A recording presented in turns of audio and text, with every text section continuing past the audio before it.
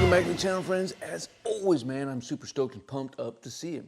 So in this one, we're going to continue to talk about some mock board questions that you could be asked when you appear before the promotion board for sergeant or staff sergeant or even a competition board. So if that's what you're into, professional development, military news, make sure you subscribe to the channel and click that notification bell so you can stay up to date on some future content. So in this one, we're going to be going over AR 600-25, which is all about salutes and honors and visits of courtesy. Now, this, by the way, is I don't always read from my book when I go into a promotion board, but this is a sheet out of my book. So I'm going to be looking at the test. This is not what every first sergeant, every board member doesn't do what I do, and they don't always have the same questions, but odds are this is going to be most of them. So what I'm going to do is I'm going to ask you a question, and I'll give you a little bit of pause. That way, if you want to pause the video, you can do that. And then you can repause, and then I'll show you the answer. And then we're going to do some standard board questions, and we'll do some situational questions on the back end.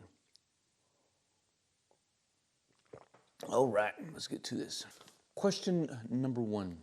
What are situations where salutes are not required?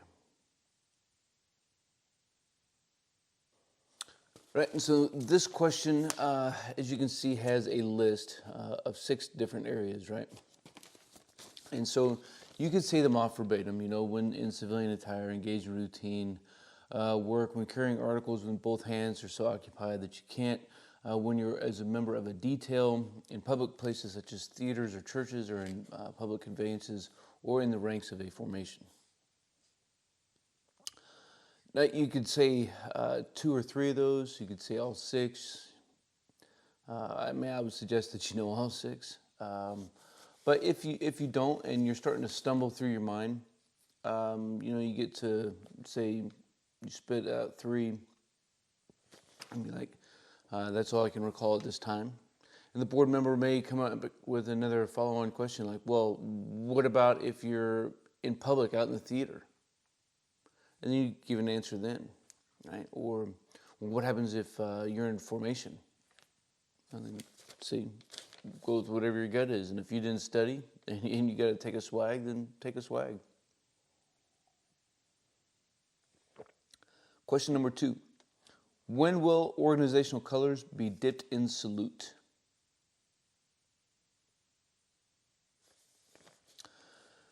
Right, so in all military ceremonies where the national anthem of the United States is played, to the colors or a foreign national anthem is being played, or when rendering honors to an organization and individuals for which the military ceremony is being conducted.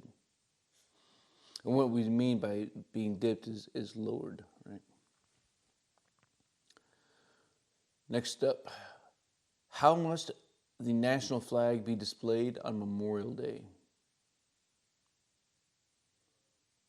All right, so on Memorial Day, we raise the colors to full staff until noon, and then at noon, we will lower to half staff. And of course, we fire off 21 gun salute if we have the means available. What funeral honors are active duty and retired soldiers entitled to? Entitled to full military honors. Normally that's going to be a 9-member team with 6 pallbearers and a firing party.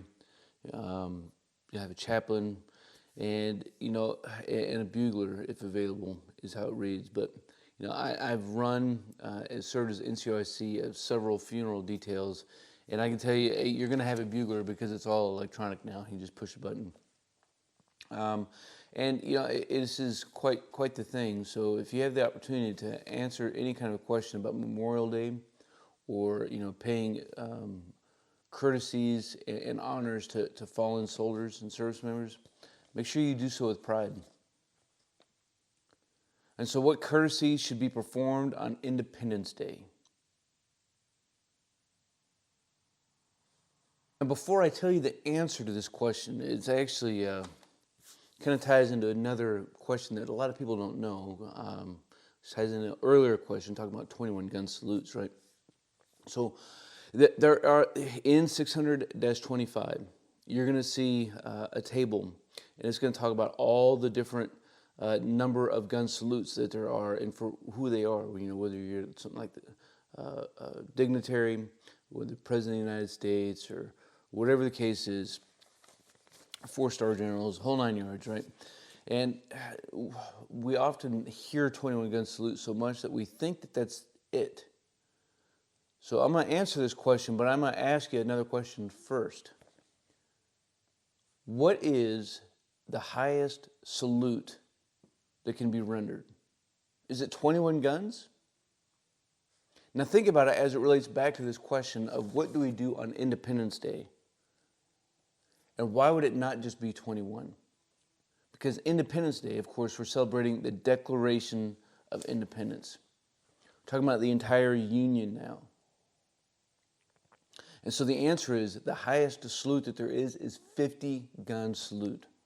Isn't that crazy? 50 gun salute. And so at noon on Independence Day, you should fire off the 50 gun salute at noon. And so what are the 5 saluting stations designated to return salutes of foreign vessels of war in the ports and territorial waters of the United States? Right, so this is oftentimes I've seen put in a written test because it can be a little bit tricky. It's not something that people are normally thinking about. But there are 5 of them. So you have Fort Hamilton, which is in New York, Fort Lewis right here, Fort Monroe, which is in Virginia, Fort Ord down in California, as well as Presidio of San Francisco. And so this is probably one where you may not know all of them or be able to spit out all of them. So you say as many as you can, or if it's how many saluting stations there are, know as much as you can. Right. So last up of the standard question is, when entering a boat, who enters first? Now, when you're getting ready to answer this, if you haven't thought about it, and you need to try to put some perspective on it. Entering boats and vehicles, same way. By the way, the Army has a huge fleet.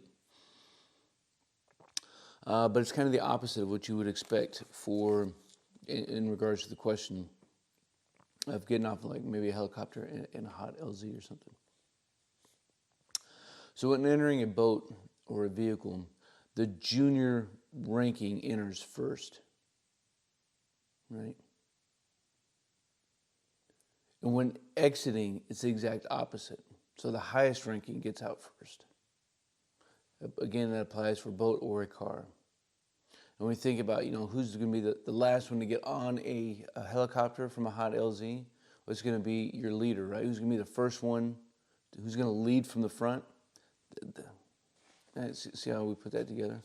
But in garrison environments, it's a little more ceremonial. Now, what I didn't tell you throughout all of these questions is something that I try to be a little bit more intentional about in some of my other videos about these types of questions. Right, when you're asked a question, make sure that you put a little bit of the question in your answer. For example, the 6 situations when salutes are not required are, and then you list them off. What this does is it helps you let the Rolodex up in your mind spin and get tumble out all the answers to the question. Plus, it helps slow things down, right?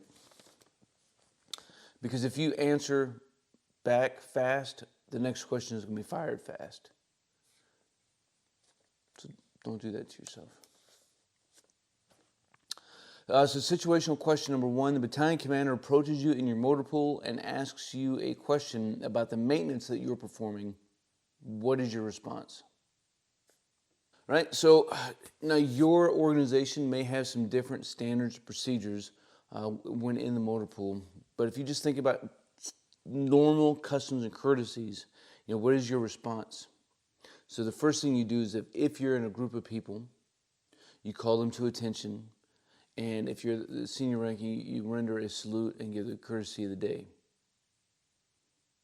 After that, you continue on to describe to the battalion commander what it is that you're doing, who you are. Always throw in what team that you belong to, what squad, whatever the case is. And start talking about what the technical manual says, not just what's appearing in your head. Your platoon sergeant tells you to follow him to the battalion. Where do you walk? Could be a platoon sergeant, could be anybody that's senior to you. You always walk to the left, one step behind, in step. Soldier asks you about the history of drill and ceremony. What can you teach your soldier about this? Now, this is a really good question, and odds are the answer to some of this question is going to be maybe even in a standard board question, like who wrote the Blue Book? So if you just remember who wrote the Blue Book, that can help you answer this question. So Baron von Steuben was a Prussian general who George Washington brought into the Continental Army to help with formalizing some of the things that we were doing as a military. So some of that included drill and ceremony in this Blue Book that he wrote. And it talked about drill and ceremony, talked about discipline, customs, courtesies, and how to make a good camp stew. So you mash all that together, put it in a sentence, and then you'll be good to go. Hey, if you enjoyed the content of the video, make sure you like it. Subscribe to the channel if you haven't already done so you can stay up to date on some future content. And as always, until the end, you stay out there and you keep on grinding.